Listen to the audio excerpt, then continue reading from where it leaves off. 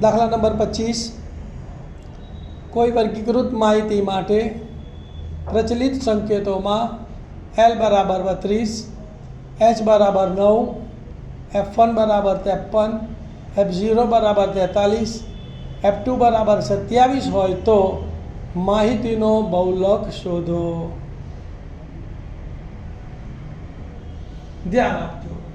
લખવાનું કેવી રીતે તમારે લખવાનું તો અહીં કોઈ એક વર્ગીકૃત માહિતી માટે L બરાબર 32, H બરાબર 9, F1 બરાબર 53, F0 બરાબર 43 અને F2 બરાબર 27 છે. બરાબર.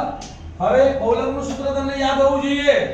હવે બહુલક Z બરાબર L plus F1 minus F0 છેદમાં 2F1 minus F0 minus F2 into H. સૂત્ર લખી ગયા પછી કિંમતો મૂકવાની છે.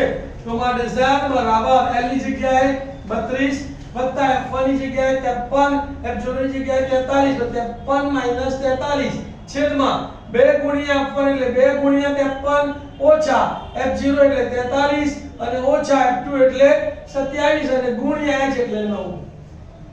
આ બેની બાદબાકી કરવાની, આ બેનો ગુણાકાર અને આ બેનો ઋણ સંખ્યાનો સરવાળો, બાકી બધું એમ નો એમ. તો માટે Z બરાબર 32 વત્તા 53 માંથી 43 ગયા તો 10, 53 દુ 106 માઈનસ 43 ઓછા 27 બંનેનો સરવાળો 7 ને 10 ની શૂન્ય વધી પડી 1, 4 ને 1 5 ને 2 7 તો -70 ગુણ્યા 9.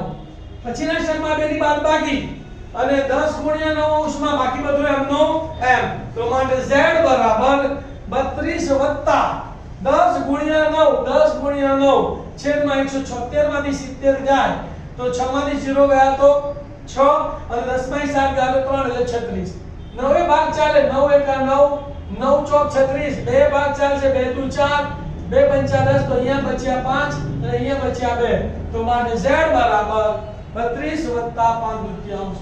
5 દૂતીયાંશ એટલે અઢી 2.5. તો આને પણ એક દશાંશમાં ફેરવી દઈએ. તો માટે Z બરાબર 32.0 વત્તા 2.5.